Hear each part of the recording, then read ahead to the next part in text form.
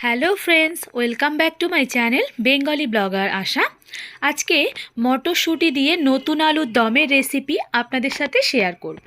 আপনারা হয়তো অনেকেই অনেক রকমভাবে আলুর দম বানিয়েছেন, তবে আজকে চলুন দেখে নেওয়া যাক আমি কিভাবে বাড়িতে আলুর দম তৈরি করি।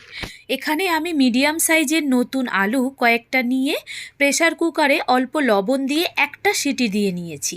আর আলুর খোসা আমি ছাড়াইনি, আলুর খোসা রেখে দেব। আপনাদের পছন্দ হলে রাখবেন, না হলে আলুর খোসা ছাড়িয়ে ফেলতে পারেন।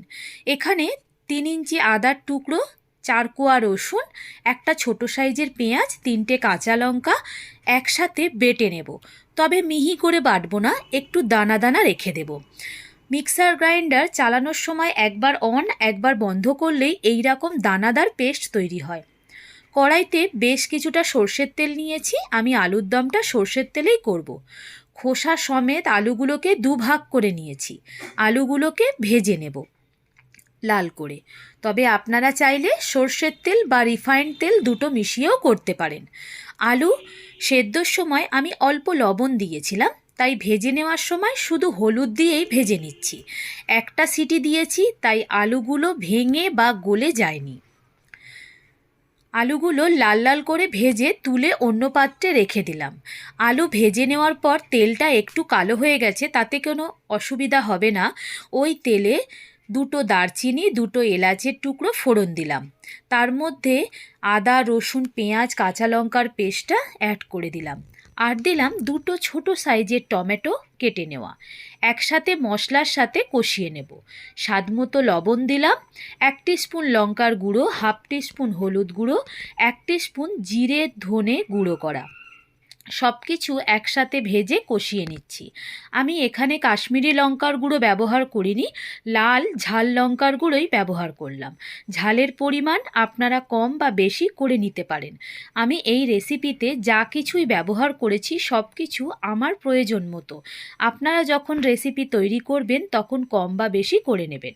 মশলা ভালো করে ভেজে নিয়ে 1-2 সেকেন্ডের জন্য একটু ঢেকে দিয়েছিলাম, যাতে মশলা থেকে তেল সেপারেট হয়ে যায়। মশলা ঢাকনা খুলে দেখুন তেল পুরোপুরি মশলা থেকে রিলিজ করে গেছে। ভালো করে আবারও নেড়েচেড়ে নিচ্ছি।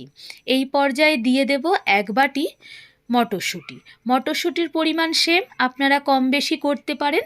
মটরশুঁটি দিয়ে মশলার সাথে কিছুক্ষণ একটু নাড়াচাড়া করে নেব। রেসিপি তৈরি করার সময় বুঝতে পারবেন মশলা কতটা ভাজলে ভালো হবে, সেই হিসাবেই আপনারা কিন্তু মশলাটাকে ভেজে নেবেন। মশলা কষানো হয়ে গেছে, ভেজে রাখা আলুগুলো যোগ করব। ভেজে রাখা আলু মশলার সাথে কিছুক্ষণ একটু কষিয়ে নেব। তারপরে গ্যাসের অন্য সাইডে আমি 1 কাপ মতো গরম জল বসিয়েছি। আলুর সাথে মশলা ভালো মতো মাখো মাখো হয়ে গেলে এই পর্যায়ে যোগ করব গরম জল। তবে আপনারা যদি গ্রেভি না রাখতে চান, তাহলে কষা রাখতে চান, তাহলে কিন্তু জল নাও যোগ করতে পারেন। ঢাকা দিয়ে কিছুক্ষণ মজিয়ে নিলেই হয়ে যাবে। তবে আমি একটু গ্রেভি রাখবো বলে তাই 1 কাপ জল যোগ করলাম। আলুর দম ফুটে ওঠার জন্যে একটু অপেক্ষা করব। ঢেকে দিলাম। 4 থেকে 5 মিনিট পর ঢাকনাটা খুলব। দেখুন লো টু মিডিয়াম ফ্লেমে ফুটতে শুরু করেছে। চেক করে নেব আলুগুলো পুরোপুরি রান্না হয়েছে কিনা। যেহেতু আমি একটা সিটি দিয়েছিলাম, তাই আবারও চেক করছি। যেহেতু গ্রেভিটা একটু ফুটিয়ে নিলাম, আলু খুব সুন্দরভাবে নরম হয়ে গেছে। এখন 1 চামচ শাহি গরম মশলা যোগ করব। আপনাদের পছন্দ হলে 1 টেবিল চামচ ঘিও দিতে পারেন, আমি ঘি যোগ করলাম না।